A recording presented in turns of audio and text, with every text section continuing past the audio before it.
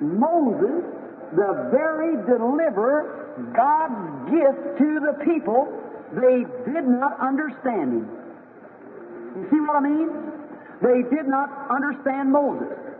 Moisés, o próprio libertador, o dom de Deus ao povo, eles não o entenderam. Estão vendo o que quero dizer? Eles não entenderam Moisés. And Moses thought surely that they would understand that he was their gift to deliver them, but they did not understand. E Moisés pensou que com certeza eles iam entender que ele era o dom deles para libertá-los, mas não entenderam. And now, friends, don't get me wrong. May I say this with reverence in my heart, knowing I'm an eternity-bound person who will stand before judgment someday. E agora, amigos, não me entendam mal. Permitam-me dizer isto com reverência no coração, sabendo que sou uma pessoa destinada à eternidade, que se encontrará diante do julgamento algum dia. Thousands of people are missing their gift. See? They can't understand it. And they're looking and saying, oh, he's just a man. That's true. Was it God or Moses that delivered the people? It was God in Moses. Milhares de pessoas estão deixando de ver seu dom. Estão vendo? Elas não conseguem entendê-lo. E olham e dizem, oh, ele é apenas um homem. Isso é verdade. Foi Deus ou Moisés que libertou o povo?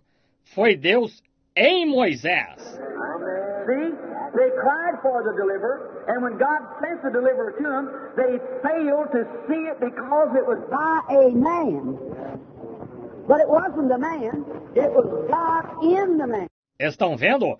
Eles clamaram pelo libertador, e quando Deus lhes enviou o libertador, eles falharam em vê-lo, porque foi por um homem. Mas não era um homem, era Deus no homem. Eu lhe digo, observe qualquer pessoa que você quiser. Agora, ouçam bem isto. Qualquer que seja a vida que você vive, é a vida que você ceifa. Todas as pessoas ouvem isto. Todas as pessoas falam isto. Mas deve-se repetir isto. Parece que as pessoas não prestam atenção. Então deve-se repetir. É como uma matéria na escola. Enquanto o aluno não aprende, o professor deve repetir, instruí-lo, porque é necessário que ele aprenda para ser aprovado nos exames finais. Então, qualquer que seja a vida que você vive, é a vida que você ceifa. Você, exatamente como você ceifa. Você, como você semeia, você ceifa. Então vejam bem, o profeta agora diz, mensagem meu Redentor vive. É o parágrafo 37 que estou lendo. Eu fiz 46 anos de idade. Eu fiz mais. Eu tenho quase 20 mais do que isso aí. Um outro dia, Deus tem me deixado viver o suficiente para ver que não se pode fazer o errado e passar impune. Não se pode fazer o errado e passar impune.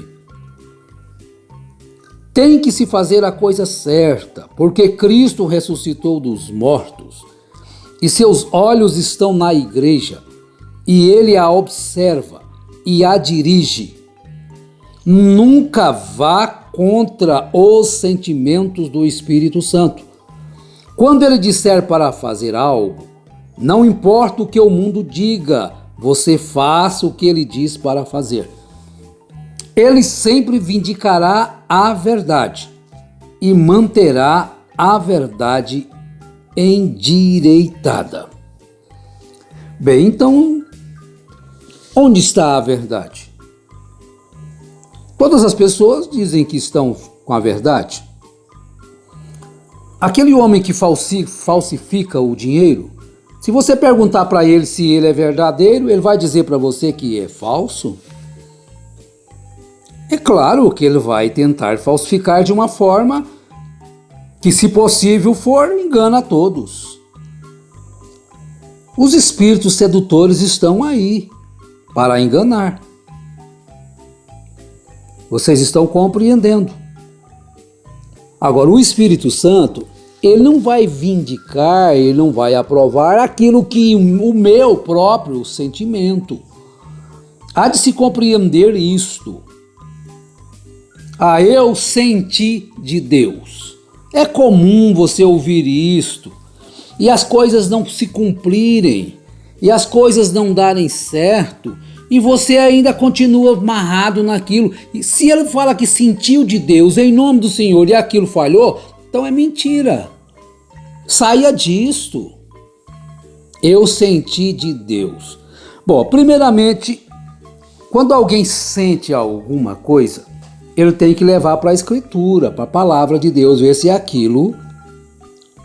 Porque quando o apóstolo São Paulo diz na carta aos Gálatas, olha, se eu, ou melhor, começando assim, se mesmo um anjo, descer do céu e falar uma coisa contrária, trazer um outro evangelho, além deste que eu tenho vos anunciado, que seja anátema. E mesmo se eu um dia voltar aqui e falar que eu não preguei certo, preguei errado, seja anátema. Agora, tem base para isto nas Escrituras, São Paulo. Vejam bem, tome você o exemplo de João Batista, o mensageiro, na terceira manifestação do Espírito de Elias, que Jesus diz que ele é Elias, de Malaquias capítulo 3.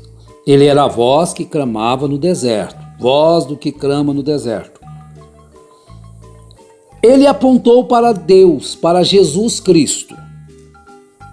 Notem bem, ele apontou o seu dedo indicador de profeta para Jesus e clamou: eis aí o Cordeiro de Deus que tira o pecado do mundo. Mas se você for seguindo a trajetória de João, ele estava ali inspirado pelo Espírito Santo. Então o que nós lemos? Nunca vá contra os sentimentos do Espírito Santo. O Espírito Santo tem o seu sentimento. Agora ele sempre vindicará a verdade e manterá a verdade endireitada. Então vejamos, quando São João foi preso, estava para ser decapitado, ele estava no cárcere porque Herodes o mandou prender, e ele ouviu falar das maravilhas que estavam acontecendo com Jesus. Agora olha o sentimento humano ali naquele homem que estava fora do sentimento de profeta. Então ele pegou os seus discípulos, dois dos seus discípulos, vai lá, pergunta a ele se é ele mesmo ou terá que vir outro. Você pode pensar, Jesus, que é isso, São João? Você não sabe nem o que fala. Lá você apontou o dedo para ele e falou, mas ali era o sentimento do Espírito Santo no homem. Lá na prisão era o sentimento humano. Será que eu não me enganei, Senhor?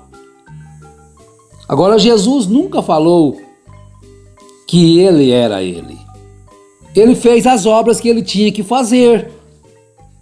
Ele estava anunciando o evangelho aos pobres, ele estava curando os enfermos, ele mandou aqueles discípulos ficar ali esperando. Espere um pouquinho. E eles ficaram lá esperando. Então Jesus realizou vários milagres ali, eles estavam vendo. Depois ele os despediu e enviou eles de volta a João. Olha, diga a João que os enfermos são curados, os cegos veem, os surdos ouvem, os aleijados são endireitados, são consertados, e o evangelho é pregado aos pobres. Só fala isso para ele. Então, quando eles chegaram e falaram para João, acabou a sua dúvida. Porque João, o Espírito Santo, vindica a palavra. E o que estava escrito de Jesus? Que ele faria estas coisas. Então, quando João ouviu, não precisou de Jesus falar, sou eu. Sou eu, sou eu, sou eu. As obras de Jesus o identificou. Elas identificavam a ele. Ele estava cumprindo o seu ministério. Nenhuma vírgula se passou. Mas vejam bem como os sentimentos, muitas vezes isso acontece. Muitas vezes as pessoas cometem enganos terríveis ao seguir os seus próprios sentimentos e atribuir isto a Deus. Ah, eu senti de Deus. Então nós, os mais antigos dos anos 60, conhecemos ali, eu não vou citar o nome do pregador, que profetizou lá em Belo Horizonte que a cidade ia ser destruída. Então as pessoas acreditaram nele e saíram todos da cidade, e venderam suas casas, e foram um reboliço terrível ali em Belo Horizonte nos anos 60. E aquilo nunca se cumpriu. Belo Horizonte nunca sofreu aquela catástrofe que estava profetizada para ele. Agora, quem sabe ainda vai construir, vai acontecer, mas houve uma interpretação errônea daquela profecia. Quer dizer, ela já passou o tempo dela? Belo Horizonte não está em pé, mas quem sabe Belo Horizonte ainda vai entrar numa catástrofe? Desde que não seja aquela final, porque aquela final o mundo todo vai sofrer, né? A grande hecatombe. O profeta de Deus para esta era, ele estava ali em Los Angeles e falou para seu filho Billy Paul: aqui onde estamos vão nadar tubarões. Ela vai para o fundo do mar. Ainda não se cumpriu. Está no tempo do cumprimento. Agora, os sentimentos do Espírito Santo, ele é confirmado por ele, porque ele vindicará a verdade e manterá a verdade endireitada. Agora, essa questão de você dizer assim, eu senti de Deus, eu quero me frisar um pouquinho nisto aqui. Eu senti de Deus, e coloca aquilo como se fosse realmente uma coisa. Primeiramente, você tem que analisar aquilo pela palavra. Por isso é que São Paulo, em 1 Coríntios, ele estava colocando a ordem na igreja a respeito dos dons. Porque os dons têm tomado conta. Você vê aí esse mundão de profecias aí pelo Brasil afora, e pastores levantam e profecias e nada se cumpre. E o povo está cego, não vê que isso aí não é uma coisa do Espírito Santo. É na primeira carta aos Coríntios, capítulo 12. São Paulo chegou a dizer assim, olha: acerca dos dons espirituais, não quero, irmãos, que sejais ignorantes. Há diversidades de dons, mas o Espírito é o mesmo. Então, às vezes o pastor está pregando, alguém se levanta ali em língua estranha, tem uma mensagem fresquinha do céu. Mas que mensagem fresquinha do céu é essa? Ela tem que vir através do pregador, do pastor, da palavra. Se vier um anjo do céu com uma outra mensagem, então o que acontece? A língua estranha levanta e ninguém entende nada do que está acontecendo ali. E aquilo acontece e o culto todo é perturbado, o pastor não tem a autoridade do Espírito para barrar aquilo. Mas então você tem que ir lá na Bíblia, ver se aqui está correto. Então, levanta um em língua estranha, levanta dois, levanta três, e aquilo está correto com a palavra? Não. Se o pastor estiver instruído na palavra, ele vai mandar ela silenciar. Deve-se falar em línguas estranhas, no máximo um ou dois na igreja, e se tiver intérprete. Se não tiver intérprete para escrever o que ela falou ali, simplesmente ela deve falar só para ela, falar no seu quarto, na oração, aquilo edifica só a pessoa própria. Bom, isso aí, você pega aquele sentimento dela, desejo de falar em língua, é contrário à palavra? Não, falar em língua é um dom do Espírito, mas tem que ser ordenado. Eu não estou dizendo aqui que ninguém vai sentir nada de Deus, não é isso. Mas às vezes nós nos emocionamos e atribuímos aquilo a Deus, nós nos arrepiamos, então nós choramos, então atribuímos isso a Deus e às vezes aquilo é contra a palavra de Deus. Então se inclui essas coisas em Apocalipse 22, que nós já conhecemos. Verso 18. Porque eu testifico a todo aquele que ouvir as palavras das profecias deste livro, que, se alguém lhes acrescentar alguma coisa, Deus fará vir sobre ele as pragas que estão escritas neste livro.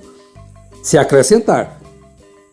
E se aquele sentimento daquela pessoa levou ele a acrescentar?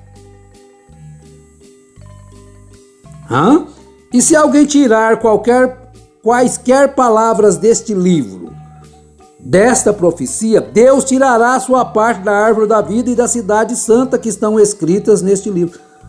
Quer dizer, então alguém teve um sentimento aí, eu senti de Deus em falar isto. Vamos ver se é de Deus mesmo. Leva para a palavra. Lá no Antigo Testamento, alguém tinha um sonho, alguém tinha um sentimento, alguém tinha uma visão. O que eles faziam para saber se aquilo era correto? Quem conhece a Bíblia, porque as pessoas hoje falam, vociferam, elogiam, criticam, mas nem conhecem a palavra. Não leem a Bíblia. Não sabe o que a Bíblia diz a respeito daquilo. É só grita. A pessoa fala uma coisa lá, ela emociona e dá glória a Deus, e dá gritos e louva. Será que aquilo está correto com a palavra, meu irmão? Nós temos que observar o que está escrito. Por fora dela, a gente vai se incluir nisso aqui, ó.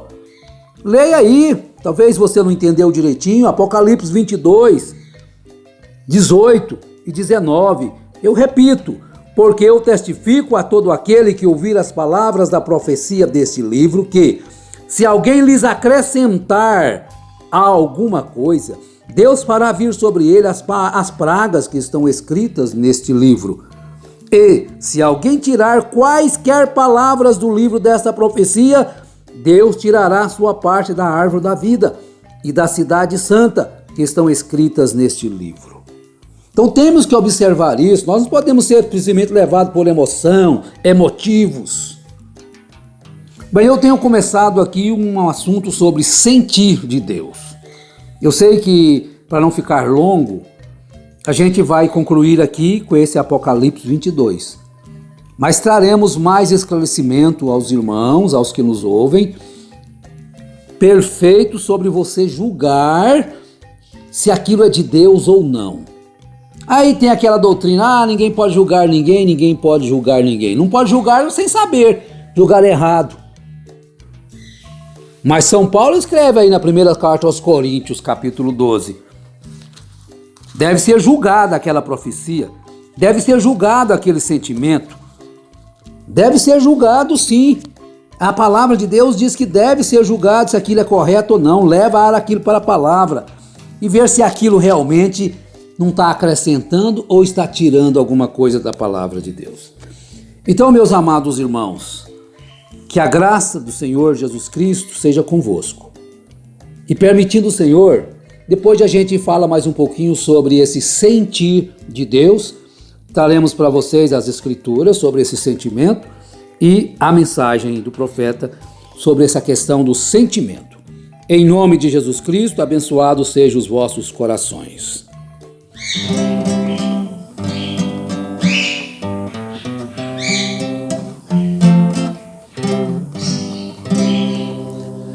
Creio eu na Bíblia, o livro do Senhor, onde Jesus Cristo mostra o doce amor. Todos meus pecados apagados estão, paz e gozo tenho em meu coração. Creio eu na Bíblia, livro de meu Deus. Para mim a Bíblia é o maná dos céus, mostra-me o caminho para o lar celestial. Acho eu na Bíblia graça divina.